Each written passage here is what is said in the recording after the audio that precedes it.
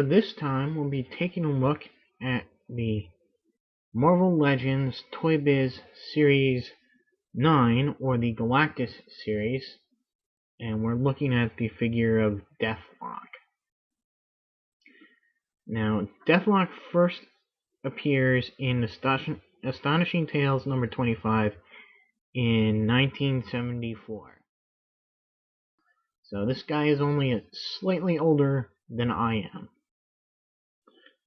Taking a look at the back of the packaging, you see that he has a write-up and powers and abilities on here.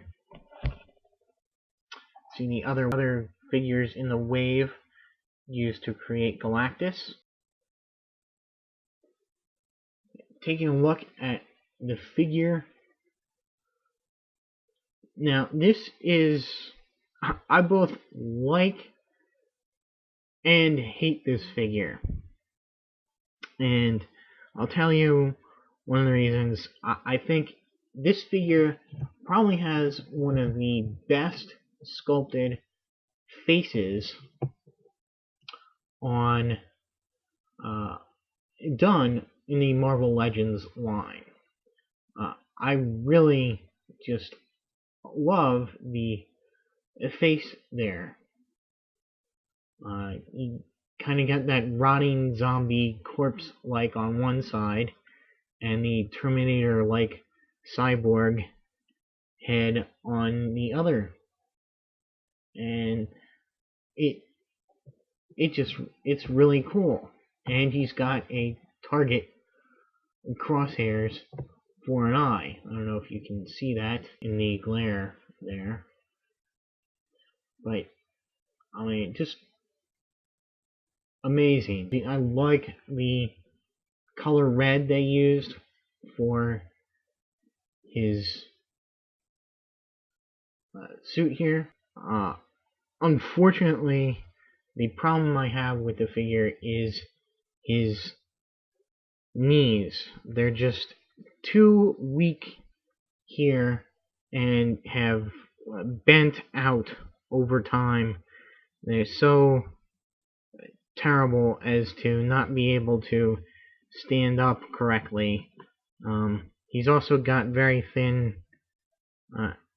very wobbly ankles, so that leads him to fall down, whatever. So you really have to give him a very extreme pose to get him to stay in position, and even then it's very tricky.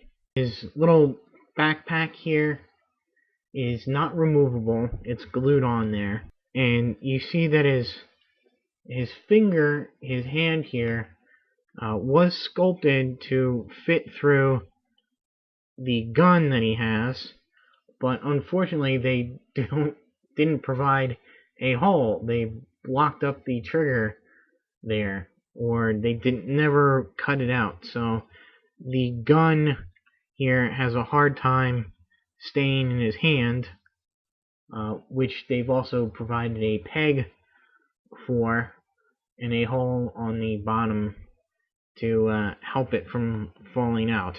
That's kind of tricky, since with the extended trigger finger, you really kind of have to slip it in first like that, get it on the peg, and then collapse the hand down to grip it right.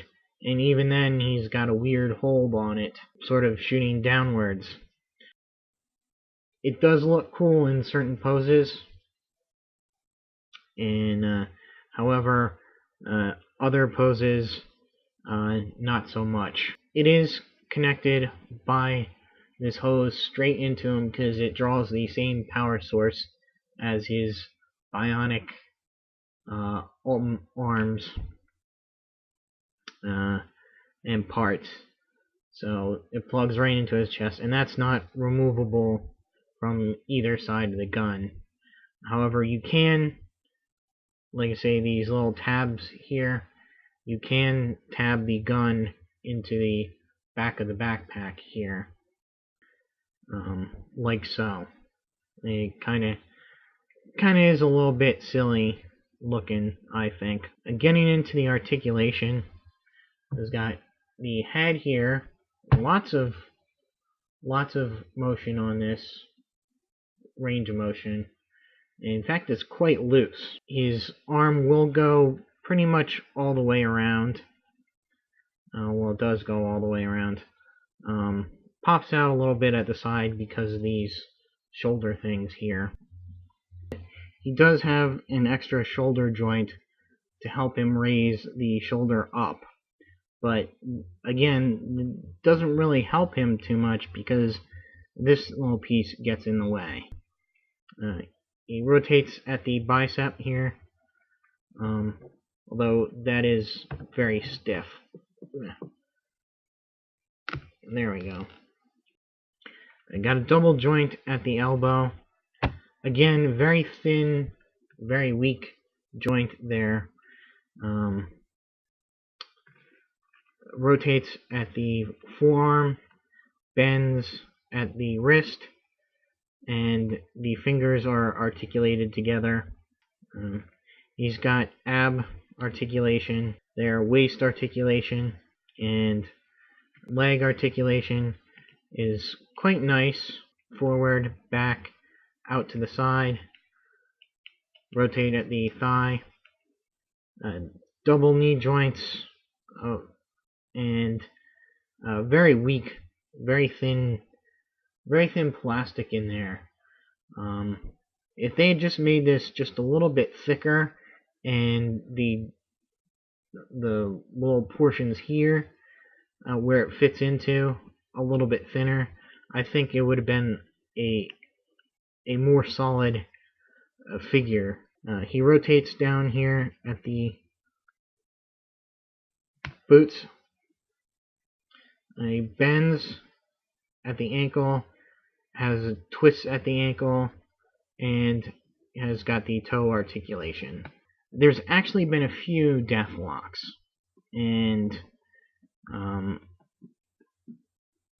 the first Deathlok was actually from an alternate future, not part of the actual Marvel Universe, although he did cross over later.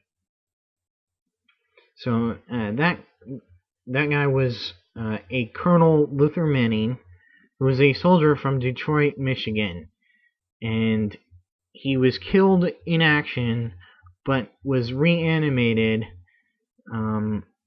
as a cyborg, and he has what's called a symbiotic computer, which he nicknamed Pewter, who's basically built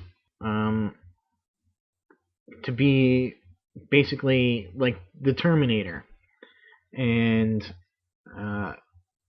he of course rebels against his master / creator, this bad guy by the name of Simon Riker, who is basically, his company is slowly taking over America and what's left of the nations after a world war.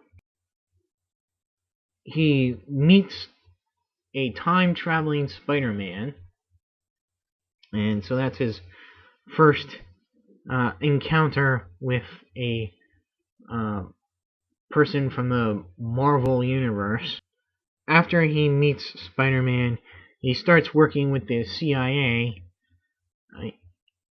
in that future to overthrow the corrupt government there that is led by Simon Riker.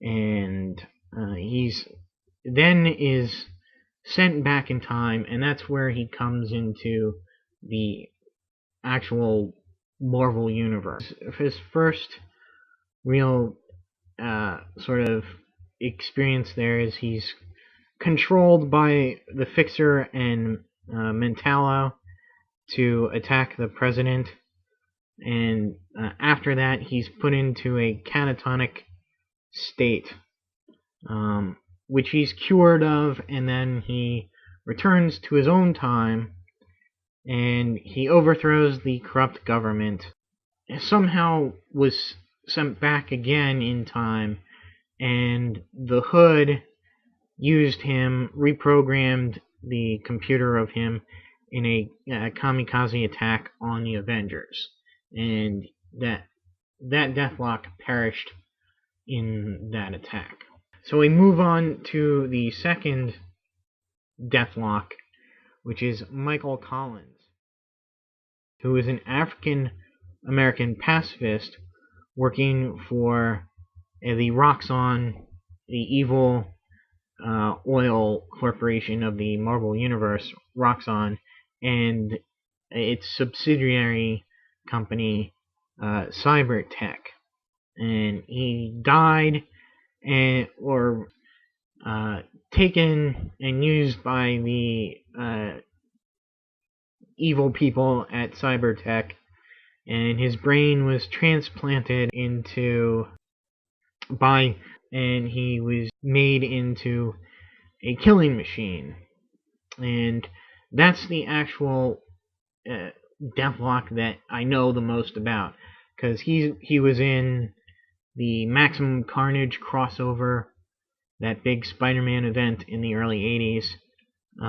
And the last time he was seen, I believe, was in that maxi series, 8 or 9 issue maxi series called Beyond, which followed up on the Secret Wars Beyonder storyline, kind of. Unknowingly, I've seen him more than the original Luther Manning version, and because I always thought they were one and the same, because they look alike, but there are subtle differences, and you can tell, like, the original looks like this, and the second version looks like this. So, do I recommend this guy? Well, if you're collecting them out of, in package for the Galactus, then yes, I'd say go and get them. But if you're just getting them figure by figure and you don't really care about the Galactus, I would say pass on him. Even with the great face sculpt here, there's just too many other problems with the figure that approach. I mean, here he's standing pretty well right here, but he has a tendency to just kind of flop over at the moment's notice, and he is probably the worst offender for falling down on the shelf. And to be honest, I haven't really displayed him in a while for that reason. It is a shame, because I do think I do like the face sculpt, and there he goes again. I think he's a cool idea. I mean, it's basically like a zombie / Frankenstein / Terminator all rolled into one character, and I think that's a very cool idea and concept to come up with. Maybe I'll keep them out on the shelf with my NRA. If you saw my collection video, you can fit in there. But yeah, so stay tuned for some more Marvel Legends, and until my next video, I'll see you.